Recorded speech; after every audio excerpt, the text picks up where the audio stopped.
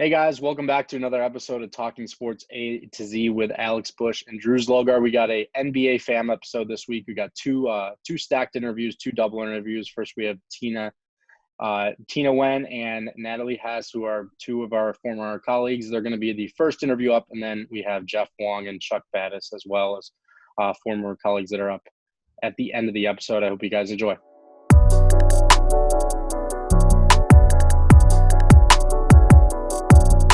Welcome back to another episode of Talking Sports A to Z. I'm Alex Busch with Drew Zlogar. How's it going, man?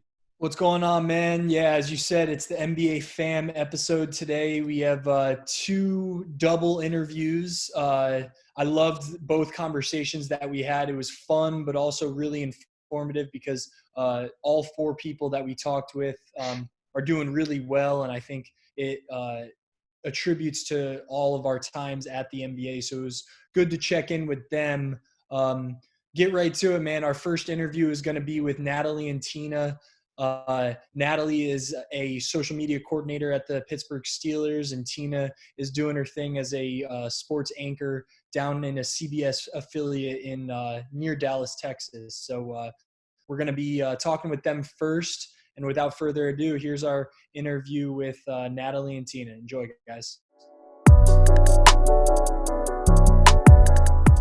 All right, guys, we're welcomed by two special guests, Natalie Hesse and Tina Nguyen, former colleagues with us at the NBA and friends to this day. They're on to different chapters. Natalie is part of the social media team for the Pittsburgh Steelers, and Tina is a sports anchor for CBS 19 down in Texas. Glad to have you guys with us. How are you guys doing? Good. Thanks for having me. We're excited to join you guys. Thanks for letting us come crash y'all's party.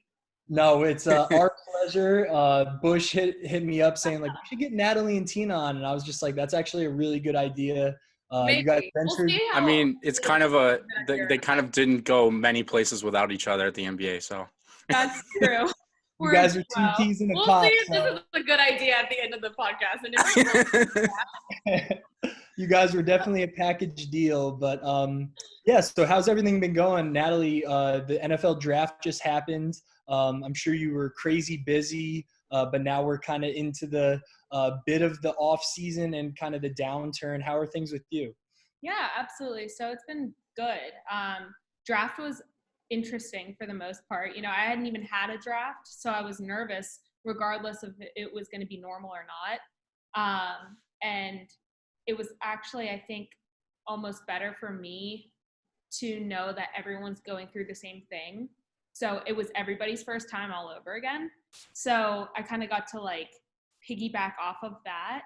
And then the other thing is that we didn't have a first round draft pick.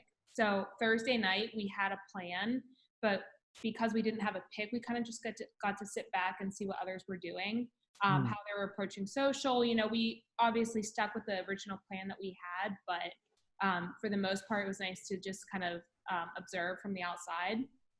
And then following draft was schedule release, and that also went very smoothly. It was exciting to see what other teams, what their approach was to schedule release. And one of my, I think, favorites was seeing, I was really looking forward to what the Los Angeles Chargers were going to do, because they're always the ones to have the funny memes and be sarcastic or whatever. And theirs was so heartwarming, really like went off of the whole COVID-19 thing. And it was just a really cool content to see. So it was unexpected, but really cool.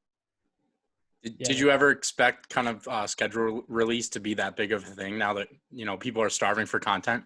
No, not at all. And, you know, it's a weird balance, just like overall, just being in this state of limbo of like, okay, when are we going to get back to normal? And like, when we first left the offices, we thought we were only going to be gone for 2 weeks. So we were just, you know, us along with, I think, any other, you know, social manager anywhere, everyone was forcing content, doing creative things, you know, and then we kind of surveyed our audience to see what works, what doesn't, what's appropriate, things like that. So I think we've kind of found our balance of when to try things, when not to, that kind of thing. So That's great. And Tina, from your perspective, being a like a news anchor for all of sports, you clearly touched on the NFL draft. Did you obviously focus in on those Texas teams, and what was your overall scope heading into that NFL draft from like a news standpoint? Yeah. So the area that I'm in is also where Patrick Mahomes is from. Wow. So Super Bowl. Okay. And Let's go. it was just like crazy. So he's got a lot of hometown ties here. His dad is here, his mom's here. So the week of Super Bowl, we were talking to his dad. He came into studio. So I do a lot of coverage over the Chiefs and, of course, the Texans and the Cowboys. But there are tons of Cowboys fans. The area that I'm in, Dallas is like an hour and a half from where I'm at. So a lot of Cowboys fans here. And, of course, with the Dallas Cowboys, there's always something, to talk about and to touch base on. So, yeah, week of the draft and week before, I mean, it's a lot of, like, talking to a lot of the prospects. So let's see, I had Brandon Jones, who was a former Texas football safety. I had Kendrick Rogers, who is a former A&M wideout. He, like for me as an Aggie, he had the game-winning touchdown against LSU when A&M and LSU went to like 7 overtimes. And so it's a lot of like talking to those guys. And we had 2 guys from Baylor. So there were just like the area that I'm in, high school football is such a big deal. But just high school football in general in Texas is a really big deal. And it's a large portion as to why I got into sports is because I grew up in looks like Friday Night Lights, a small Texas town. Football is everything. So football is still everything here in Texas. And they say football is king, and it definitely is. So a lot of good talent in the area that I'm in which I help cover. So a lot of them do kind of get D1 offers, and then coaches too. There's a ton of like coaches that will go on to coach D1 schools. So yeah, there's always something happening. And I think one of like the biggest differences going from like NBA social to here is like, I'm like covering sports like year round. Like you're not just sticking to like, all right, you're an NFL like team reporter. Like, all right, you're an NBA like reporter, like you're on their social team. Like you're not doing like one league. You're like in this position, you are doing like everything. So that's to me, like that's the fun part. So it's pretty cool to have knowledge on a little bit of everything. So you brought up the Aggies, and you went to A&M. Natalie, you went to Kentucky. I know that you guys, obviously big schools, but you guys met in like through. What'd you say? I think Natalie's dog was not happy. The dog didn't. Not an SEC fan. Not an SEC fan. Apparently, I don't even. What was I? Oh, I was. You guys met through the program in college. Can you talk about that? How you guys met and how you guys got to the NBA when you started? Yeah. Let me first preface that our friendship. Oh God. So weird. Like, honestly, this is like the perfect situation for like everything to go wrong, but like nothing went wrong. Yes. We're here right now, still friends, still talking. Somehow. Yep. Yeah. Do you want to tell them, Natalie? Okay, yeah. So her version's better than mine. Long story short, I started at Kentucky. First of all, I went to Kentucky, not having ever even driven through the state, like didn't know anything about it. It was just the closest. I wanted an SEC school, and that was the closest one. So I was like, okay, if I need to make it back home, whatever. So went there, and I've always had this like massive school pride and just affinity for like sports and stuff. So I knew that was a good school for me. I thought I wanted to transfer. And then I found UK Athletics, ran their social and worked rolling t-shirts and all that kind of stuff. And then Instagram actually approached Kentucky along with a couple other schools across the country and said, hey, pick a student, run your account on game days I did the basketball season. So that was both women's and men's. And just post your account and then upload your files to Dropbox, that kind of thing. And we'll pick a winner at the end. And the winner will go to the Final Four in Phoenix, Arizona, to run the Instagram's account on their stories for the Final Four. So long story short, I won, which was an unbelievable experience. Oh, yeah. So I worked with a couple guys at Facebook and Instagram And honestly, that I feel like that opportunity kind of paved the way for where I'm at today and forever will. And those connections that I've made are just like, they're lifelong friends of mine and Tina's now, which is so special that we have our own little family within that. But I had a feeling once, you know, I had that experience that was going to kind of piggyback off of, you know, build me up. So I was super appreciative of that experience. And then Tina, do you want to say your part? Yeah, so pretty similar to Natalie in the sense of like, they approached me and they were like, hey, like this, I guess, is the time when Instagram stories were up and coming. Like I remember first looking at Instagram stories and we're like, I don't know, like It was so odd. We all thought they were just copying Snapchat. Yeah. But it's crazy because I mean Instagram stories are way more successful. I mean it's like, oh yeah, crazy now. But pretty much like A&M came to me and were like, hey, we really want a student to take over and cover A&M football games. And okay, first off, when you tell me that, I'm like, yes, of course. It's really funny because I actually, when they came to me, I had just got doing an internship in sports, like broadcasting. I was in San Antonio. I was like their sports intern. So I was like, I honestly had more experience in broadcast TV than social. But they came to me and they're like, we really want you to do this. And pretty much like, we know you want to be on camera, so utilize it the way you want to. So I pretty much utilize story, and sometimes I put myself on camera. Whenever I saw that it was necessary to like push a story more and to elevate it, that's when I would put myself on camera to kind of help bridge some stuff. But they were like, here's a catch though, it's a contest. And if you win, then they fly you out to Atlanta to cover the national championship game. And I'm like, all right. When they're like, but Tina, no pressure because it's our first year doing it. So like, don't worry. And I was like, no all pressure. Right, cool. Like, great. So it was so funny because it was one of those things where I just felt like God was like, you need to do this. And I just remember I was like, I don't really like have experience in social media. I mean, like I'm a social media person, but like career-wise, I just wanted to do way more like broadcast TV, reporting, and hosting. But long story short, I did it throughout the season, submitted, put it in the Dropbox. They go through it every week and they decide, you know, which student had the best one. And of course they were like, this is a competition with like over 70 students. And I'm like, all right, no chance.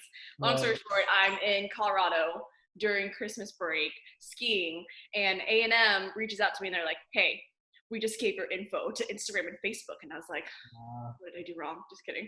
I was like, okay. They're like, taking down all your posts.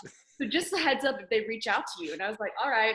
Long story short, I get an email from them. They're like, hey, you know, like we've chosen you as the winner. We want to fly you out to Atlanta, and also to watch at that time. And I know, okay, to watch Alabama and Georgia play and to help cover it for Instagram. So big SEC person. I was like, yes. So that was really cool. And honest, like for me, I like definitely would say it like kickstarted my like sports career. So, and of course, also like my time at the NBA too. So it definitely like opened another door, opened like another passion for me. But it's so interesting because, like I said, I have way more experience, I think, in broadcast TV. Like I came out of college and I had like a demo reel that I was like sending to people.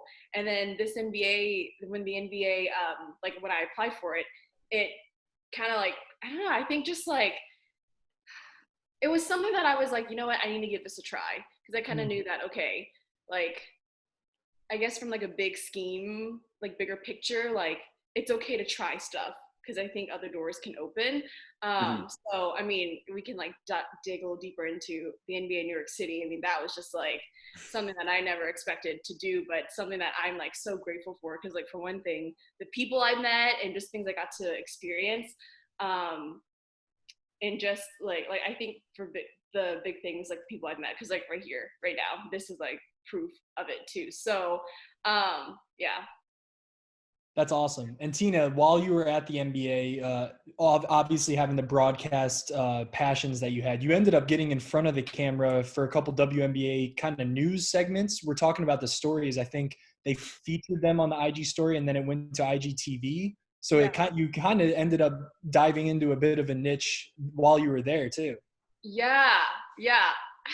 crazy how God works, to be quite honest. But yeah, so that was really cool. And like, I feel like nowadays broadcast TV, I had someone when I was at A&M, I worked with someone who was like a really good producer, and he used to work out in Colorado. He's an Aggie, so he came back to A&M to work for A&M and kind of get back and all that stuff. But he told me at one point when I was a senior, he was like, what people put on social, like you can broadcast that on TV. So much of it goes like hand in hand. So I think it's always so fascinating to see like the impact of like social media and how that has on broadcast TV, and just how like they both really mirror each other. I mean, you look at like kind of like what me and Natalie did at the league, like, I mean, you're traveling, you're covering these guys, and it's, I don't know, I feel like that mirrors so much of what broadcast TV does as well. Totally. And Natalie, you're more graphics focused, and I think that's what you definitely honed in on at the NBA. How does it compare and contrast, I guess, to specifically what you're doing now with the Steelers? And maybe what did you learn while you were at the NBA that you're in Pittsburgh now and you're like, oh, wait, I have really good backing of knowledge in this, and like the experience that you have has set me up to be where you are? Yeah.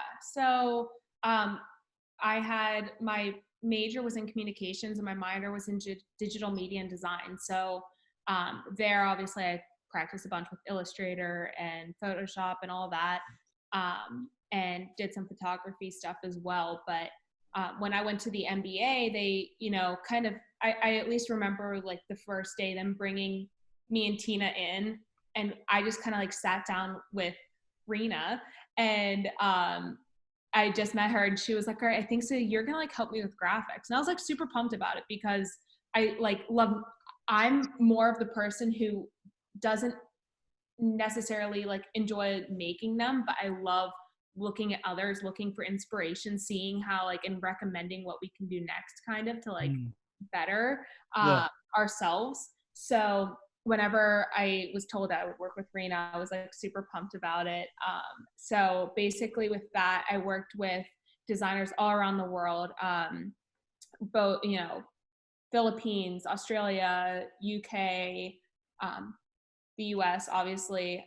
And basically the designers made these graphics, and we kind of told them like what the assignment was, or our critiques, or what could be improved on, that kind of thing. And so that was an awesome experience, to also integrate that with my social role at the NBA. But then bringing that to the Steelers, I'm using my off-season time. I to give a little bit of background, I was hired on the Steelers August 1st. So I literally moved home and then moved right into training camp. So it was like within a week. Quick turnaround.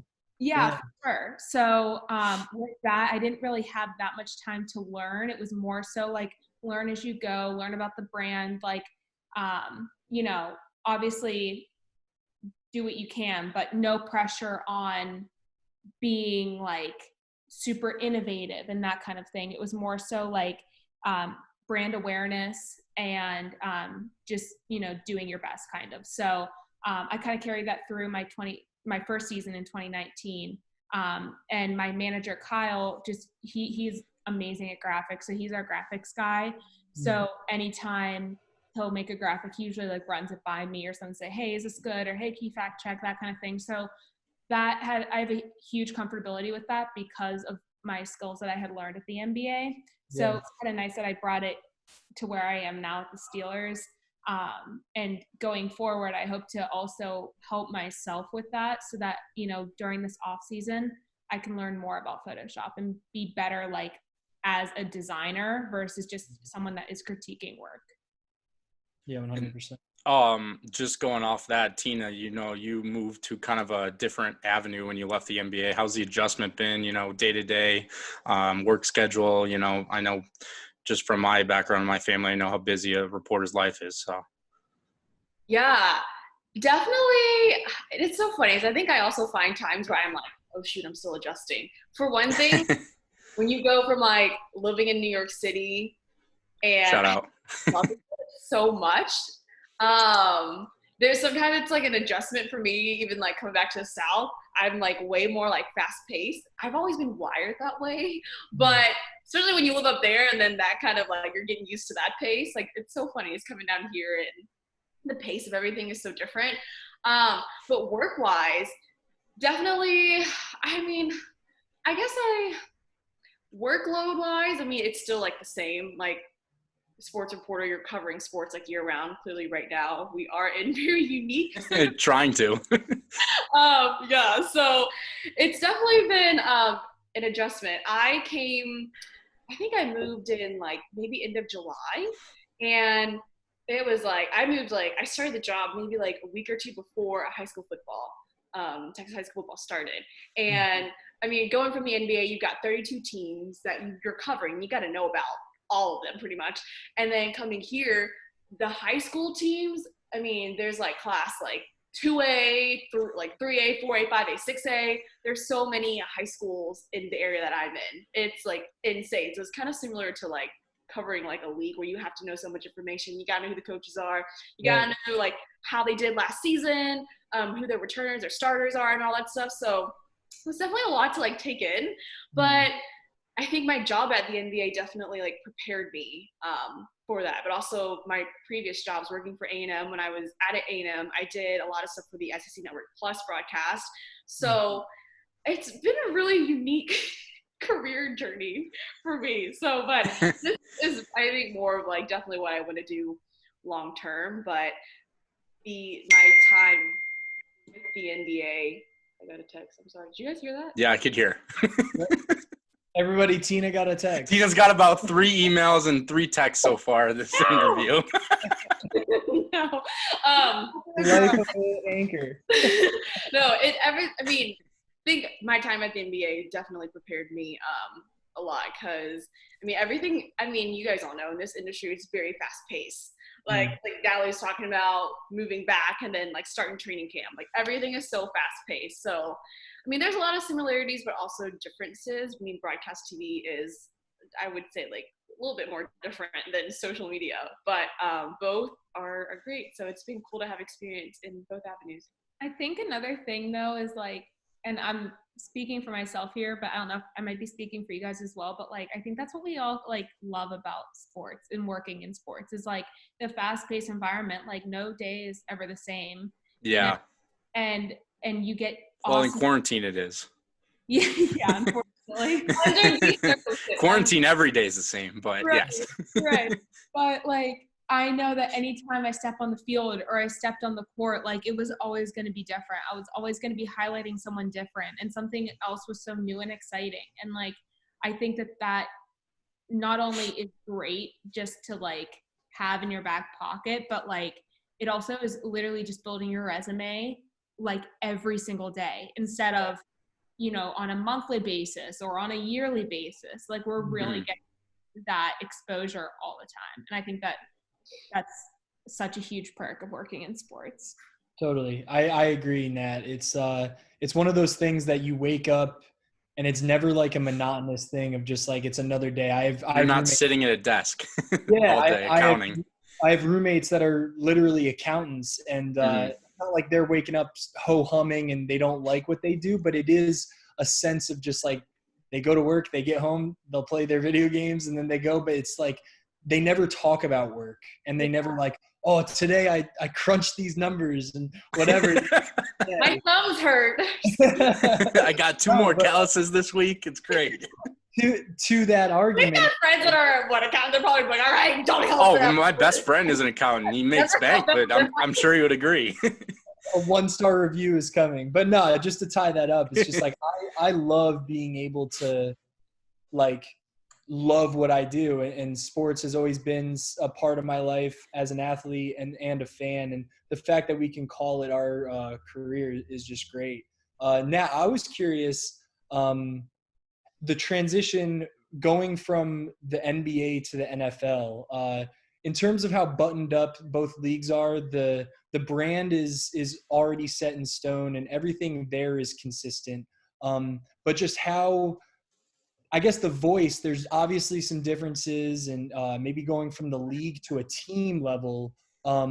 I know I experienced it this past season with the XFL's Guardians running their social. How did you find that difference going from that league level to the team level? Yeah, I think that's actually what, like, although it was challenging, I think that was one of my favorite parts about this whole switch or move, because it's really cool to say at my age that I've experienced a little bit of both. Although Right. they've been short, obviously. But, you know, I think the other advantage I had with going to the Steelers is that I've been a lifelong fan. Like the other day I was at my parents' house watching home videos, and we were opening Christmas presents of Steelers stuff, and it's just like saying guys' names and stuff like that's literally in my blood. Right. And to be honest with you, again, like I said, whenever I went to Kentucky, like I had no idea like what I was getting myself into. And Pittsburgh has never had a basketball, or I mean, they've had basketball teams in the past, obviously the Condors, whatever, but they don't have a current NBA team. So growing up, I was never really into the NBA. Kind of a surface level fan, I guess, just because I like sports, but I never really watched it much. And I was always, hockey, baseball, football. And then once I went to Kentucky, my freshman year was a 38-0 team with Carl Towns, Devin Booker, Tyler Lewis. Okay. I know. Sorry, let me. I know. But anyway, so then I really started following the NBA because I was like, I felt like a part of this family with these guys, they like left such a legacy on Kentucky, and I really wanted to like follow them further. So that's when my kind of, love for the NBA began. But then once this job opportunity brought itself to me, right when I was graduating, I was like, wait, the NBA, like that's totally not in my like wheelhouse. Like that's not my thing, but like what a cool challenge.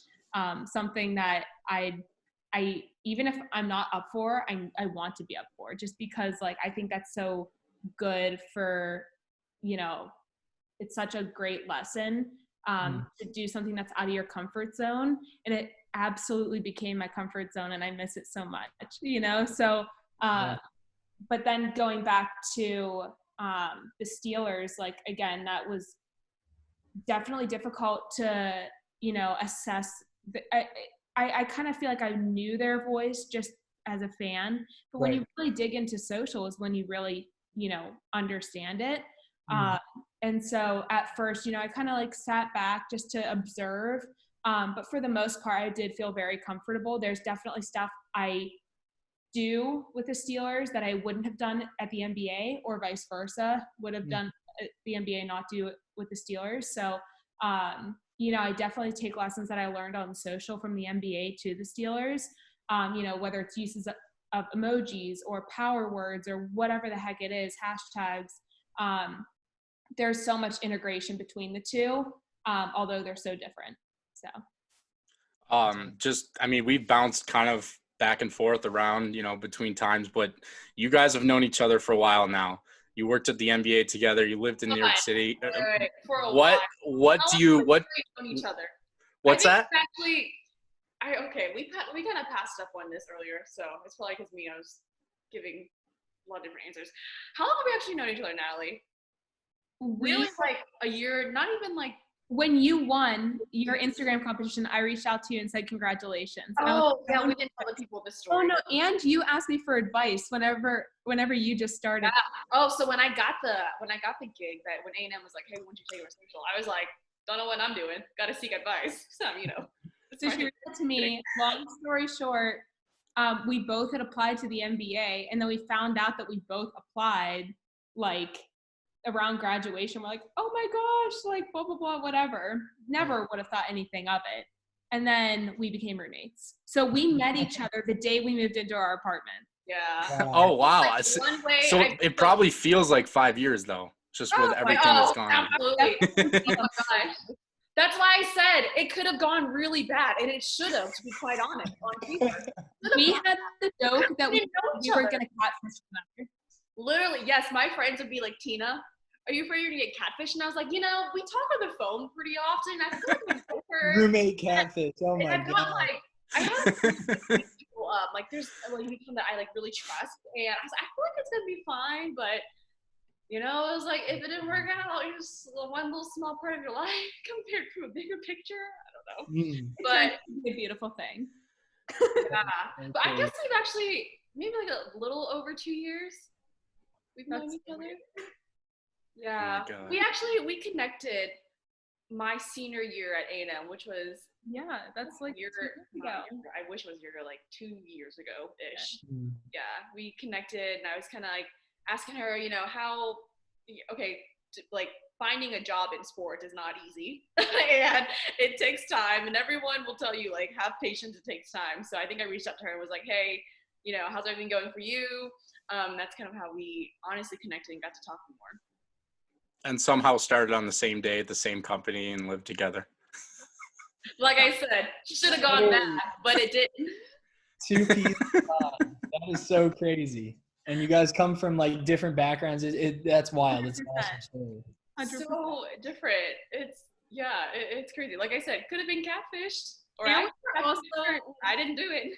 We have so much in common too, like weird stuff with each other. Like, you know, we go in each other's rooms and dance and stuff, or like we both like surprising. Don't put that part in. Yeah, or like certain things at the grocery store, who knows? But like we always loved the same stuff. It was just the best. I miss it so much. Yeah, that is so crazy. No, I mean, you guys were part of like the bigger crew. We talk about it on every episode, and honestly, just all the time. But the size of our like friend group at the NBA made our time there so much better. It's like the nights in the content center, but then when we would all go out, like we had such an awesome and such a huge crew. It's best memories ever. Except I barely talked to you guys until after I left.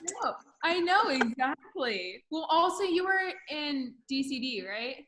Yeah, but I was doing G League, so I was not always there. But yeah. Yep. Yeah. I also annoyed Drew a lot because he sat like he would sometimes. I know, right?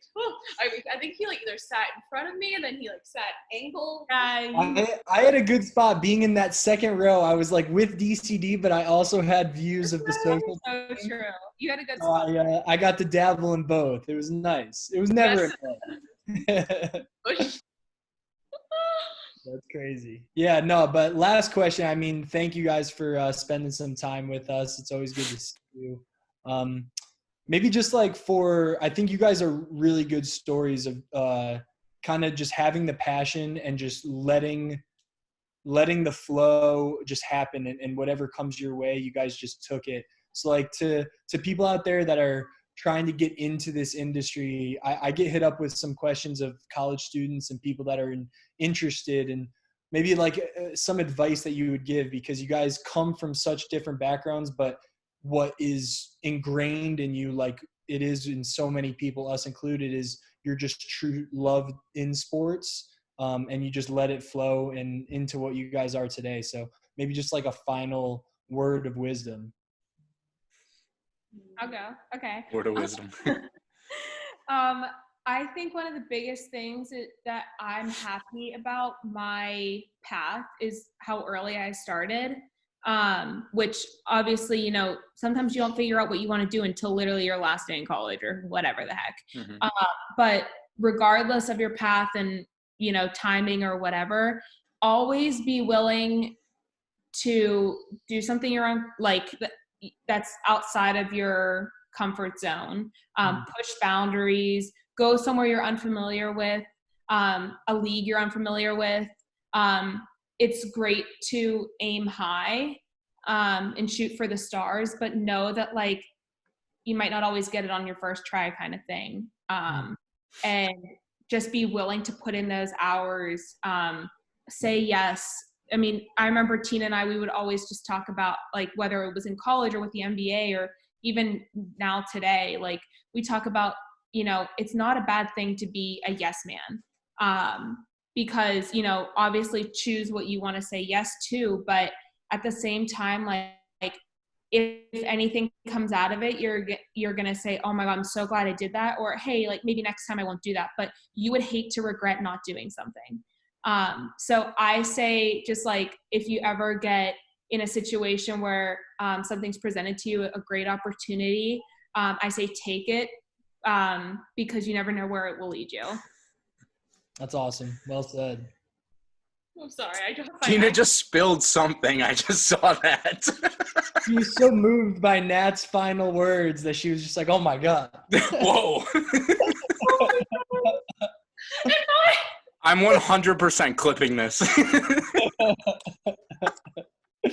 Oh my God. Guys, virtual hug. Come on, come in. Just kidding. Sorry, I was listening. And I didn't drop my ring, but I feel like if I was had the heebie-jeebies. Just kidding.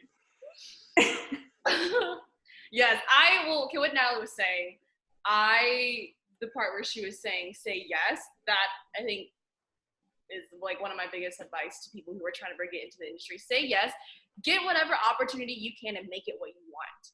I heard someone, probably a couple years ago, but I heard someone say that because someone that I looked up to was already in the industry, and she said, get whatever opportunity you can and make it what you want. Because at the end of the day, like, it's on you. It's on you to make the opportunity happen. It's on you to initiate. It's on you to network, like, and just say yes to every opportunity. Like, I feel like when people ask me advice about like, how do I break it into sports, and especially get into sports broadcasting and be on TV, and to be quite honest, it's not all glitz and glamour. Yeah. Like, it's not. It's a lot of like hard work. Like, during football season on Fridays, I don't get home until like 12:30 because we are shooting games throughout the night, and then I have to turn that around and then co-host a 30-minute football show with my other sports guy and break down everything and talk about what's like happening in our area. And like, that's from 11 to like 11:30. But then once you're done with the show, you're still on like, you're still so excited. So yeah. You're trying to get adrenaline. You're trying to get everything done and wrap it all up. But the hours are crazy. But everyone will just be like, how do I get on TV? How do I do this? And I'm like, don't just like say yes to like, getting just like that on-camera opportunity. Oh my God. There it is. So sorry. Number 4. But like, I hope those come through. Oh my gosh, I hope they don't. I hope those are in the audio. No, I think just saying yes to whatever opportunity you can get to kind of get your foot in the door, even if it's like behind the camera position, because I think for me, it's so important to be well-rounded and to know how everything connects and how everything works together. Because like, I mean, I've worked sideline games where like I've been someone who had to go get footage and use a camera and to shoot and edit, produce. Like, I've been there and I've done that and I'm doing that now. But when there are people that are doing that, you know how hard they work. So like, tell them thank you. Like, I just think the more positions you work and the more you say yes to a lot of different opportunities, your mind gets exposed to how things really work and how it's all connected. Like on a broadcast, what the technical director does, what the producer does, like what the jobs of so many different people do. And I think you also just like appreciate people more when you kind of know that you've been in their shoes. I have a couple more things that I thought of off of that is like, I think social media for your personal use is also such a huge tool. Like looking back, I wish I tweeted more. I just was never somebody that liked to speak on behalf of myself kind of thing, or like let people know my opinions. I more so like to represent like a brand or whatever. And like, that's such a powerful tool to connect with people in the industry, communicate, that kind of thing. Another thing is, I remember Tina and I saying something like, fear is kind of a good thing sometimes. And like, if it makes you fearful to do something, like, go out and do it. Because nothing happens in your comfort zone, like I was saying before. Mm-hmm. And then lastly, Tina reminded me of this. You kind of have to sometimes do the not so glamorous part of the job. Totally. Yeah. And one of my friends from UK, we literally worked like every sport together, tennis, baseball, like you name it. Oh boy. And in her Twitter bio to this day, she still has professional t-shirt roller. And that like will forever live. Because like that's starting from the bottom and she's made it. So you that's just awesome. have to be willing. Yeah, for sure. Piggybacking off of what Natalie said about fear, like, I think a lot of us as humans, we're like, oh, if you're scared, don't do it. Like, it's normal, because, like, if you're scared, like, you know, you don't want to do stuff that scares you. But I think the thing is, like, do it scared anyways. Like, even if you're afraid, just do it. Because, like, you never know what good opportunity, what can come out of it. And I think I'm a big believer in, like, every experience that you have, whether it is, like, working a job that you don't like or you do like, you need to experience both so you know what you want in life. Busch, not making mistakes is your biggest mistake. That's all I got to say. Yeah. I knew that you guys were going to give great answers. I appreciate that Always. insight, and I think everyone else listening would love those answers because I think they're spot on. Thanks, guys. Yeah. But Busch, that's it for me. I think I wanted to end with some words of wisdom, and they just gave it in droves. Yeah, pretty much. Just got me amped. Now I got to run through a wall. Gonna go work out again. Yeah, for real. Well, guys, thank you very much again. I think this was an awesome just chat with you guys and being able to come on and share your experience and what you guys are doing. I think everyone's going to really enjoy hearing you. So thank you very much. Aww, you can edit down my long-winded answers. I'm sorry. There's just so many things that go through my mind that I'm like, oh, this is a great thing to mention. I'm like, I feel like, I don't know, all four of us are, like, really passionate people. So it's like, and honestly, the way we've done the first 4 episodes, like, this is just a thought dump podcast. We just come on here and just sit and we riff. And the fact that we've been talking for 40 plus minutes and it feels like it's been 5 minutes, it's just awesome. It's awesome to hear. So there won't be any speeding up anything, Tina. Don't worry. Dang it. Guys, I miss y'all. Aww. Miss you too. Man, we'll definitely have you guys on soon, but thanks again for taking some time today. Thank you guys for inviting us.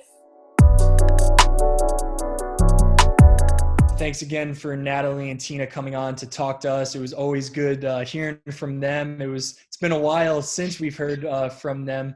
How about Tina getting all those text messages during the interview, man? She was nonstop with that phone. I mean, that was funny. I just remember hearing a couple emails and texts come through in the beginning, and it ended up being the theme of the episode, which was funny. But totally. Yeah, just without wasting time, let's go to the next one as well. Just a forewarning for everyone. Zoom had a little issue, so my audio in the beginning was cut off. So we're going to kind of jump in about a question or two in. But we're having Chuck Battis and Jeff Wong on the episode to finish this off. They're both really good colleagues and friends of ours. Jeff was with the NBA, and then he went to Passion City Church in Atlanta and did a residency there for about a year, doing social media there. And he's back in New York City, where actually in Long Island with his family on Long Island. But then, and then Chuck went, he left the NBA, went to the MLB for a quick bit, and then now he's at BetMGM. He's doing social media there, killing it there. I'm going to beat his ass in the NHL, in a couple days too. So, but yeah, anyways, enjoy these interviews. Sorry for the little awkward transition that's about to happen, but these guys are fun. It was really good talking to them. So here's Jeff and Chuck. I was watching the golf event today. It was for charity, but I'm assuming since it was a sporting event, there was betting on that. So with the minimal amount of sports that we've had during this quarantine, there's been a couple UFC cards, some random soccer matches across the world. A bunch of virtual stuff too. Yeah. So kind of thrown it to you, like, where has the betting been coming from gamblers? And has it been a crazy amount because people are so starved of it? Yeah, I mean, I think there's still, as you said, people are starved to bet on sports. I mean, everybody does, right? It's so fun. It makes it more interesting. But it was even, I never thought I would send a tweet out about Belarusian soccer. I never thought it would ever come to something like that. But that's honestly, people have bet on that, or table tennis. Like, we've taken actual bets on these sports, and it's very interesting. It's just, it makes it more fun, I think. And yeah, I mean, you got to watch what you do here and there, how much you bet or whatever. But as you said, people are starved for it, and it's just great that more is coming back. But UFC was the big thing for us. I forgot to mention that. I mean, UFC cards. The one a couple weeks ago, there was 2 title first fights. one, yeah, amazing fights. huge. So, Yeah. yeah. So it's slowly trickling back, but it's great that we're starting to come out of this. But and Chuck's frozen. Let's hope he comes we back. never offered before that. Oh. We were offered during this time. Nice. Well, Chuck, we had our first freeze there, so just want to know we got that out of the way. You're here. We're gonna be monitoring. But just for you guys, just because like I feel like this podcast is good to just kind of shoot the breeze, talk about our times, because like it's been 2 years for some of us, a year for some of us. Like just for you two, what do you think about? I know Jeff probably will laugh about our first day because we started on the same day, but like what do you guys think about when you started the NBA, when you got to meet all of us and all that kind of stuff? Yeah. Nothing. Don't all speak at once. Jeez. Yeah, I mean, for me, honestly, the NBA was my first job coming out of college, so it was definitely awesome to have that opportunity to start off right off the bat. It was incredible, and honestly, like not to play a race card so early, but like everywhere I worked in sports, there's not really many Asian people to begin with, so I felt on the first day like, okay, I have to really prove myself. I have to really stand out just so they know that they made a right choice. But then I think all those fears and worries just went out the window the first day because I came in with Busch. I tell you, the first day I came in with Busch, I thought he was the most quiet and awkward person ever. We grabbed lunch on the first day. I felt I was doing so much of the talking. He was zoned in on his phone and like maybe 1 or 2 word answers to questions. I'm like, wow. Man, I have to deal with this guy this whole year.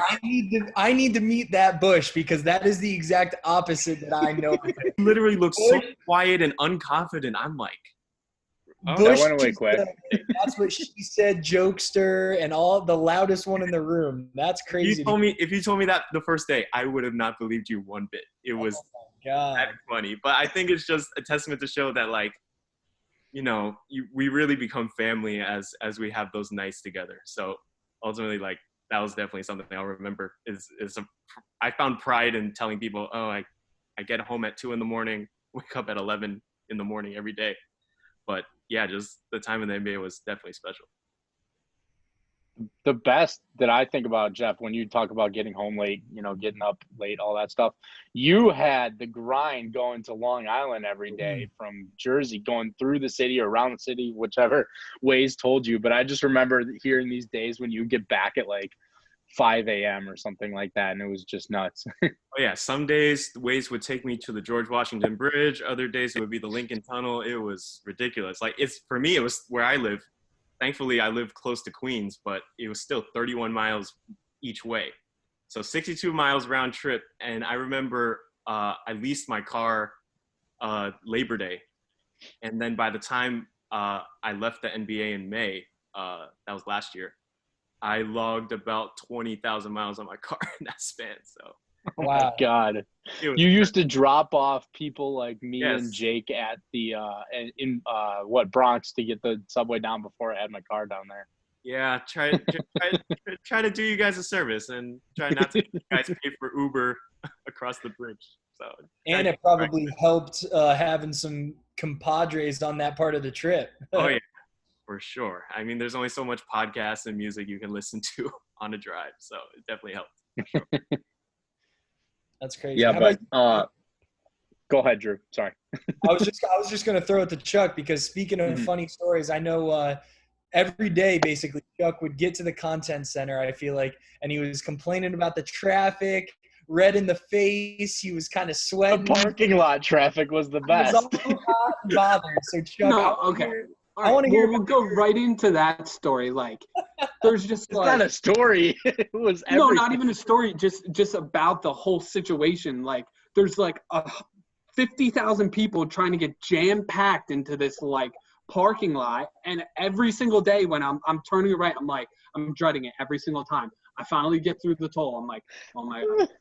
it's gonna take I have to leave an hour and a half before that I normally would, because the freaking parking lot, I would have to be there for literally 50 minutes because I can't move 100 feet into a lot because there's just people everywhere. There's a movie theater, there's hundreds of restaurants, and then finally at the end you have the NBA, and it was truly the best way to start my shift every night, because I would get to the content center a little early, so everyone that was already there, we would all be like, oh my god, I can't wait till Chuck comes because he's gonna be so fired up. And in he comes strolling in, beat a sweat. 6:07 p.m. He's just like, this bullshit. Oh, it was the best every day. The best was they were all trying to leave and you were trying to get there. So you're not even going the same place and they're still fucking with you. No, I know. That's what frustrated me. I'm like, oh my god, this is my first real big job. This was more at the end when we were working at night consistently, but still. Yeah. It's just a horrible situation to get there. I guess there's no really way around it, but it was worth it in the end to get there because I was already riled up getting in. So I would play off a Busch, and then Drew would throw his little. We would all chirp so much. People that don't know. Chuck and I, we were talking to Mike last week, and we were talking about chirping and stuff, and I think Chuck and I chirped Mike the most. Yes, for sure. There was a week span where he was saying some stuff. I'm like, what is he saying? And Chuck would just be like, well, that made sense. No, I think it was the Winter Olympics that year. He was like, oh my god, yes. No one ever watches the Winter Olympics. I was like, yeah, it's a genius comment, Mike. It's one of the most watched things on NBC. Oh my god. Good job, Mike. Oh my god, shout out, Mike. I love it. But Mike was always I feel like you went at Mike because Mike knew how to handle it. He would say some dumb shit, but he would always have a witty remark or at least a quick remark. Yeah. We have to tell people from the beginning. It was kind of Busch and I would tag team on people. We would gang up on that. It would be someone for the night, we would have someone for the night. When we're both coming at you, certain people can handle it, but others, I don't know. Yep, that's fair. Oh my god, yeah. Busch, for example, Busch can dish it, but he can't take it, right, Busch? Yeah, that's actually pretty true. Well, sometimes I'm fine, but yeah, no, I agree. To a point, to an extent. And then one of the best parts about all of this is that Jeff was silent on his computer, but laughed at a really. He would just crack up at everything, but he was not involved. He was like, "All right, these guys are crazy." But when one of you guys made a good joke and Jeff would laugh, that's when you had a good one because Jeff was over there. I'll tell you a good story. So, in our content center.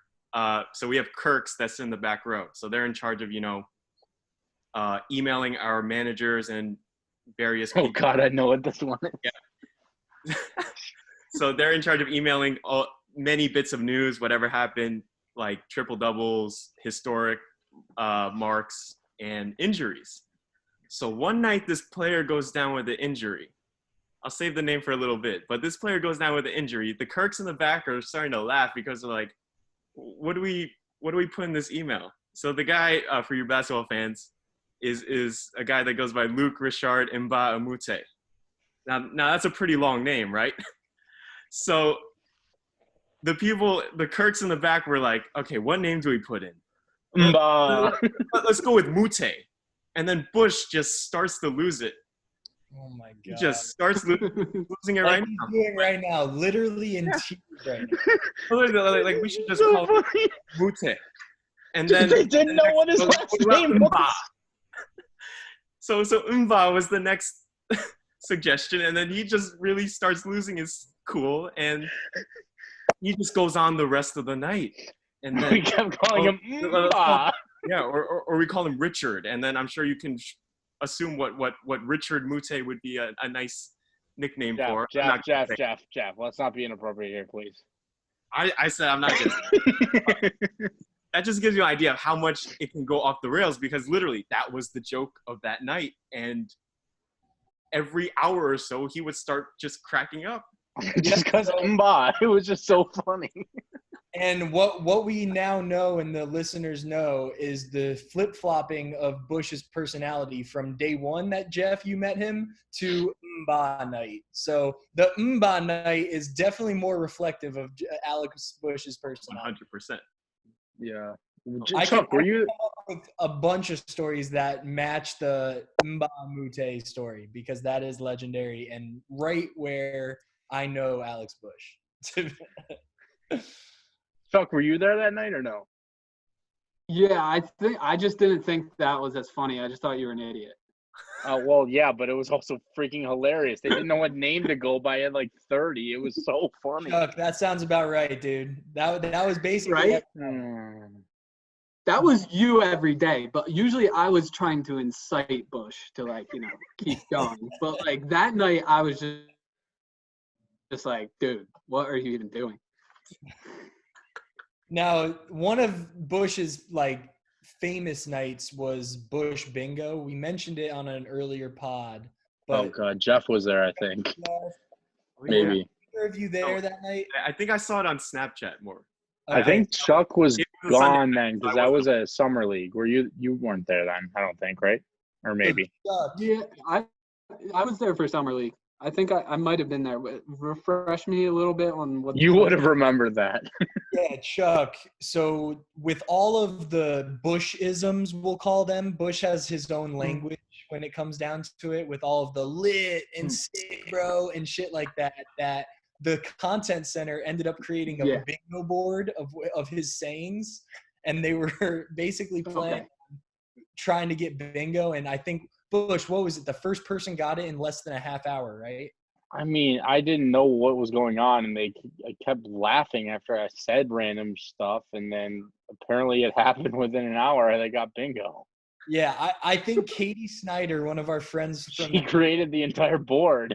She created the board, and then she let us know it was like someone, I forget who won, but I think they got it in like 27 I don't think minutes. that. I think they were just going off one thing and just going and seeing how long it would take. But yeah, so funny though. That's the Busch. I do remember that. I actually do, because I remember Katie creating this board.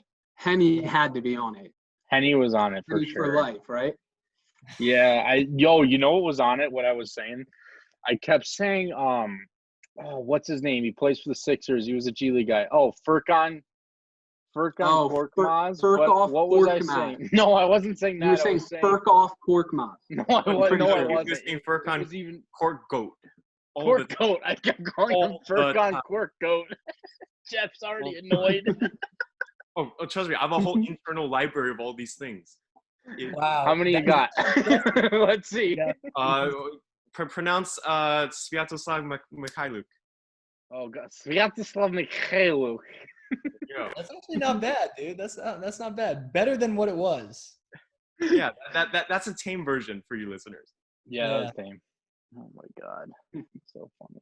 The best though, man. So we've been kind of going through stories and everything, but I think, Chuck, one of your highlights definitely was that the triple-double night, the infamous triple-double night in the WNBA. It caused some drama. It caused Chuck, you to get fired up. You want to bring the listeners? Why do I not remember this? Oh wow, a story Busch wasn't involved in. What a shocker! Yeah, look at him. He's just like, how? I don't believe this. I was there. Fear of missing out. FOMO. No, it was absolutely ridiculous. Like, I just honestly felt that, like, there's not a ton of triple doubles in WNBA, and they kind of, this girl, I forget exactly who it was, but she was, or this woman was, I think she was a rebound away, and the shot goes off the backboard. A player from the other team controls it.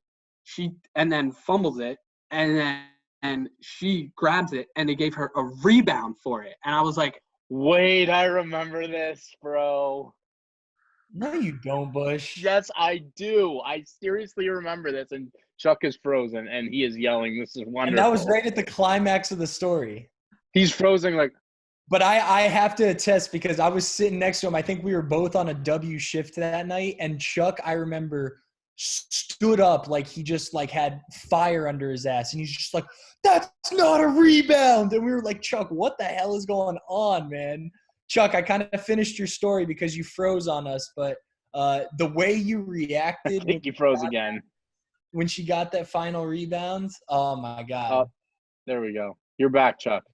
Yeah, I just like I was just saying like you just can't give someone a rebound like that. You can't hand someone a triple double. It's a triple double. Like I know it doesn't happen a lot. We wanted to post the story and everything, but like it was one of the worst calls I've ever heard. And of course you got people in the back, oh well, you know, technically they never controlled the ball.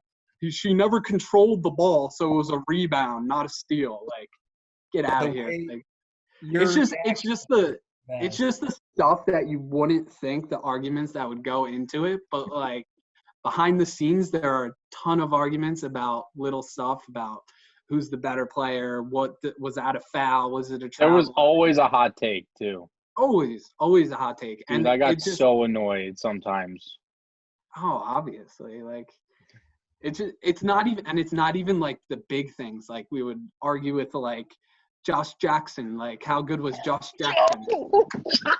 Josh Jackson stinks, yo. He does stink. Long live Wilson. Shout out Jackson Wilson, really does bro. stink. Yeah, Shout out Wilson. What a legend.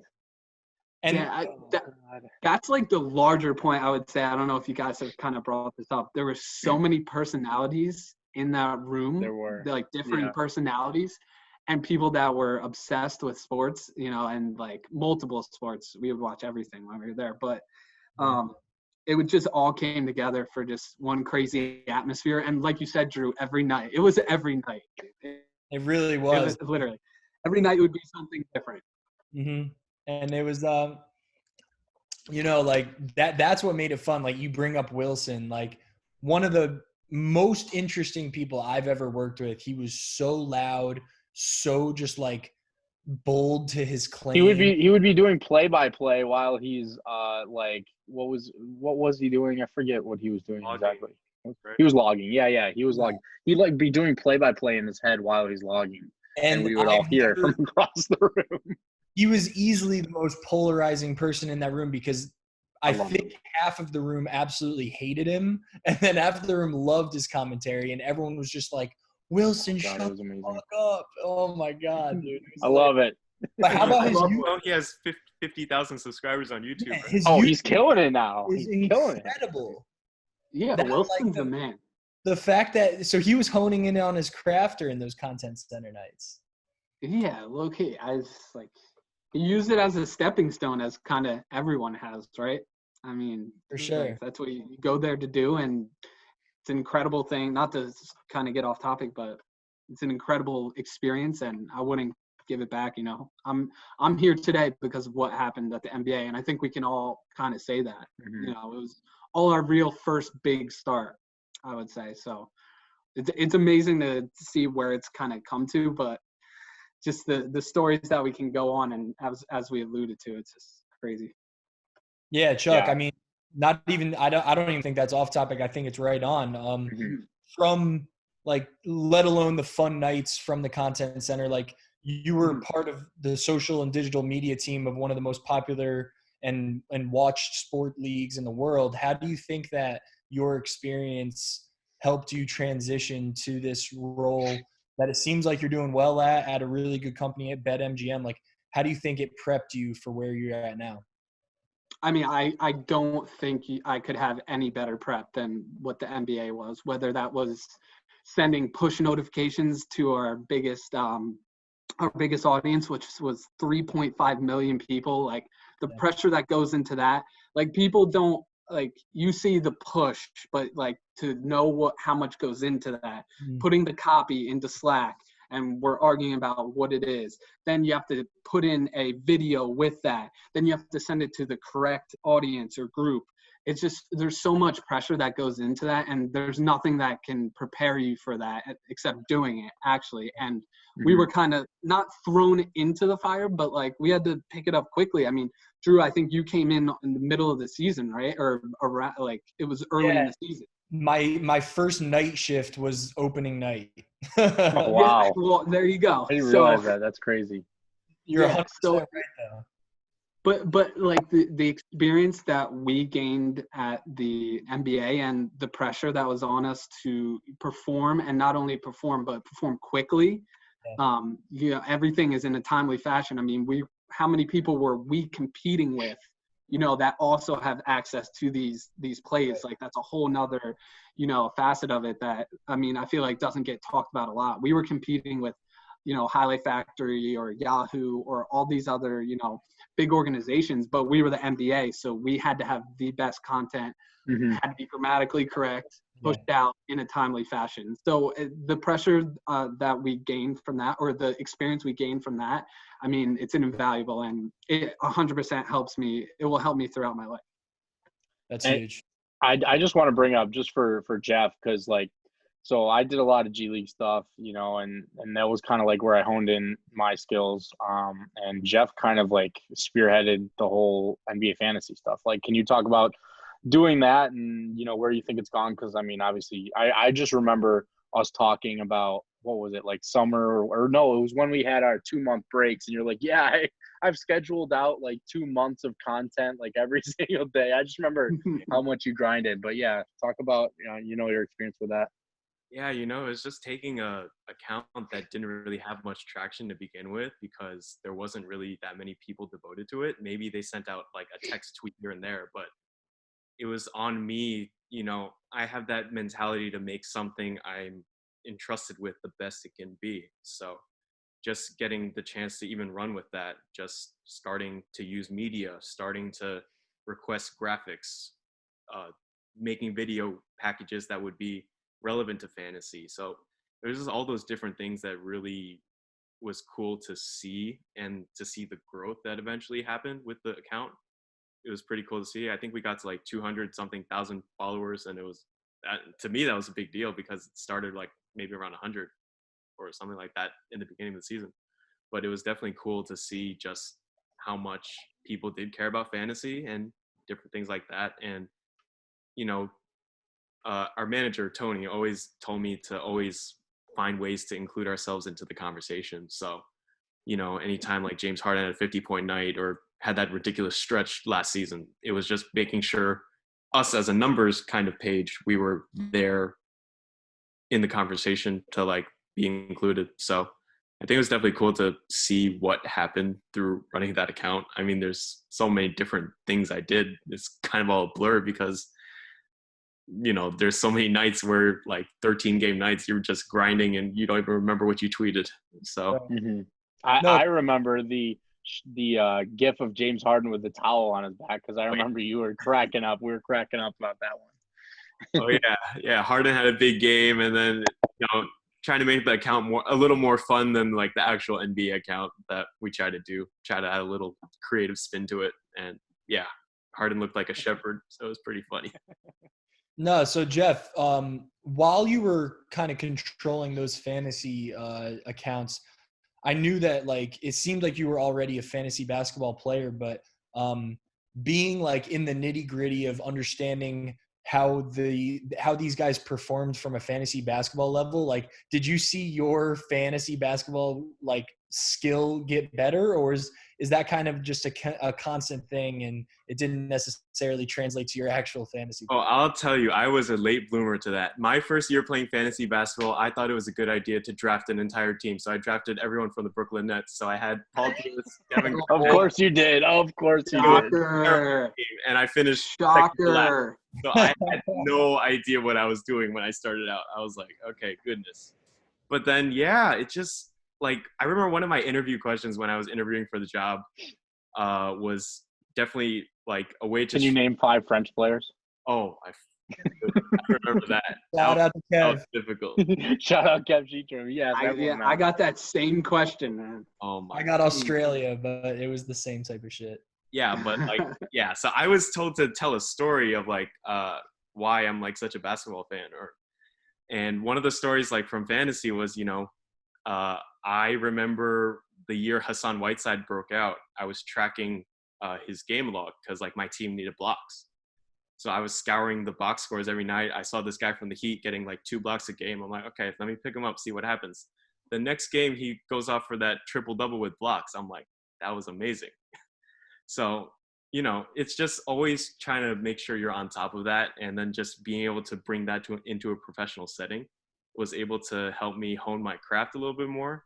I will say my first season working at the NBA helped me, like, gave me a little bit of an edge because I was able to pick guys off the wire because I knew they were hurt immediately. Yeah. more than my friends. So that definitely helped. But yeah, I mean, it was cool to include something you're passionate about into a career. So it was definitely cool. Can you tell the guys who won the fantasy basketball league with all the fantasy people that first year? Do you remember? Yeah, it was Busch. Yes. Did you win that, Busch? Yeah, it was all the NBA fantasy people, and I won it. Yeah, Fun fact, I drafted my team while driving on the turnpike. Don't do that, kids. That's really just not safe. I pulled a I hope you weren't driving. I was. Half of what Jeff was saying in terms of like drafting his favorite players and also thinking I was smart with some players, and my team was, I think I started like 4-0 that year, and then I ended up just losing so many games. I stopped looking after like 3 weeks. It's so much more of a commitment with the every night of games. Like fantasy football is so clutch because it's like, all right, Wednesday I'll check in, Saturday, well, you can Sunday. set basketball. You can set on like Monday for the entire week, and now they have it where you can do like auto set starters, and then you just go in and make sure their guys aren't on the bench you want on. So you really could like check Monday to try to pick guys up and then set for the entire week. It's still more work though. Oh, yeah, it's definitely more work, but that's what I'm saying. Like I get what you're saying. That's the interesting wrinkle of fantasy basketball, because I've been in so many meetings that like we're trying to figure out how do we make fantasy basketball more popular. Yeah. Like definitely fantasy basketball is like maybe the 3rd most popular fantasy game under football and baseball. Yeah. Like how do people love fantasy baseball. Exactly. And that's even more. I don't even play it anymore. On a normal season, that's 162 games. That's 180 games. That's so much more. So Drew, I'm glad you brought up the fantasy count, because Jeff was obviously spearheading it, and you were the leader of us all. But I brought it up. I would say us four had the most say. I would say into the fantasy account. Like if Jeff wasn't running it, I just remember we all helped him out a lot when he started, because he needed guys to do coverage at night or things during the day and stuff like that. Exactly. So like we were the 4 to build it. Obviously, Jeff, you get most of the credit, but it's just look at Chuck. Yo, I built that. It's on my resume. Shout out Chuck. No, hell yeah, Chuck. Let's flex our muscles a little bit, baby. Chuck's first thing on his resume at NBA is growing the fantasy account.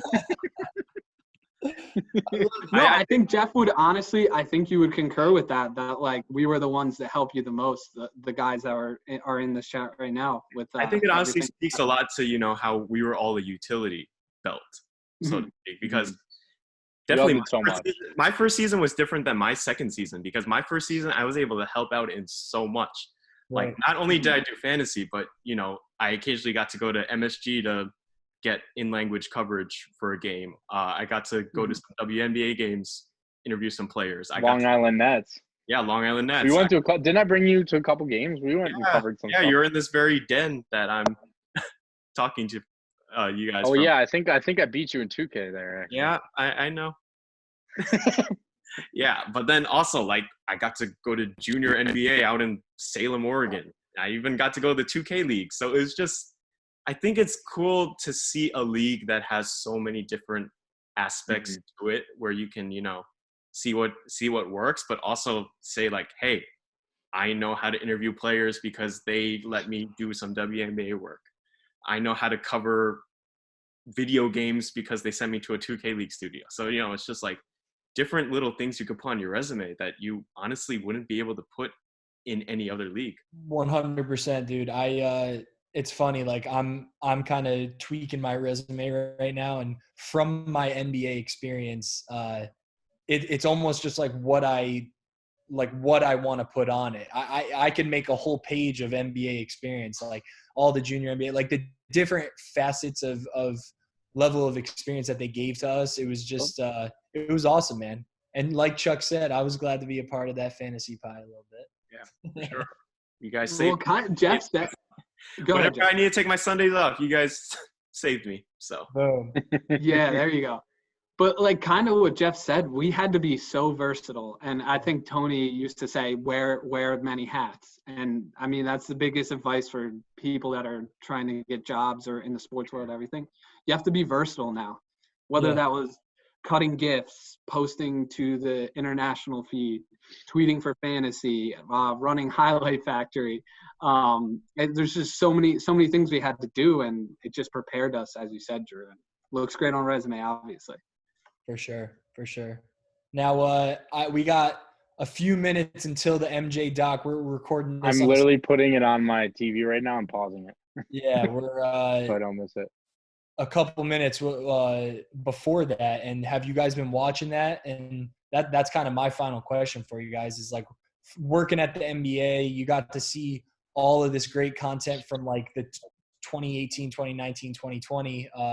But how have you thought about the game as it was back then watching this MJ doc? And what are your thoughts about the whole story so far? yeah, I think for me it's definitely because I never really had an opportunity to, watch MJ in his prime. Right. So, like, sure, I know like the head knowledge of like, okay, who's the GOAT, but honestly, just seeing everything from that kind of perspective. Yes. Honestly, seeing everything from this kind of perspective, and I'm a huge sneakerhead too, so like knowing the stories behind the Jordans I own, so it's definitely awesome to see that fleshed out, and definitely can't wait for now 5 more minutes to see how this all finishes out. Chuck, how about you, buddy? Yeah, so I mean, I'm coming at it from a different angle. Honestly, I did not like Jordan. I'm going to be completely honest. Like growing up, and I was against him, thought he was a selfish player, everything. But after watching this whole document, and it's kind of behind the scenes and everything, as you said, it's so well done. I definitely gained respect for him, and not that I knew he was a great player and all that, but to kind of see behind the scenes why he transferred to baseball for that year because of his dad and all that stuff, to kind of get that background story, I definitely gained respect in my book. But he's still number 2 on the list behind Bronny. Wow. That's music to Busch's ears, and I know he'd love to end it with that. But boys, I mean, Alex, you have any last questions for these guys? No, I mean, you guys, we could talk to you for freaking 4 hours and not run out of things. So, we'll talk to you again. And now that I'm coming back to the area, I'll come see you. Jeff, I got to see your shoes if you got any more new ones and stuff like that too. Oh, yeah, for sure. We definitely need to do a part 2 to this for sure. Yeah, 100%. And like Busch said, the fact that Alex is moving into the city, I think having you guys on with us in an in-person version of this interview, it would make it so much better. So because Chuck wouldn't be frozen again. Oh, there he is. And we hopefully the Taco Bell Wi-Fi. No, I'm here. In person will be good. Guys, Taco Bell Wi-Fi. Guys, thank you for coming on. It was awesome to see you. Keep staying well, and it sounds like you guys are already doing well, and just keep crushing it. And we'll talk to you guys soon. Of course, keep up what you guys are doing. It's definitely awesome seeing our friends on the pod so often. So definitely keep it up, enjoying it. Heck yeah, man. Thanks, boys. It was great being on, guys. I couldn't be happier. To see you guys, and hopefully, maybe we can do it again and see what happens. Love it. All right, guys, deuces. Have a good one. Enjoy the show. Thanks to Jeff and Chuck for joining us. That was a lot of fun. Took a couple takes with Chuck's, as he called Taco Bell internet, but it was great catching up with those guys. It was awesome, man. I remember so many fun stories, and the fact that both Jeff and Chuck remembered them vividly like we did. It made it a really fun time catching up with them. So agree, and hope you guys enjoyed as well. And it was an interview-packed show today, guys. Like, I hope that you all listening understand the level of I guess, camaraderie that we had with our employees while we were at the NBA. It was an awesome time working there, and it was because of the people that we got to work with. So really hope you enjoy the double interview show today. And sticking to the same theme that we have been in recent weeks, we will be having another episode this week coming out, recapping the final 2 episodes of The Last Dance, the MJ documentary that ended this past Sunday. And we're going to get some takes about the kind of the golf tournament, I guess we can call, from over the weekend. I know Alex made a pretty penny, so we'll talk to him about that on Thursday. But we will be coming with a second episode of Talking Sports A to Z this coming Thursday, talking about the usual stuff, MJ documentary, and the sports that we have in our lives. So we'll be talking to you guys soon, and thanks as always for listening.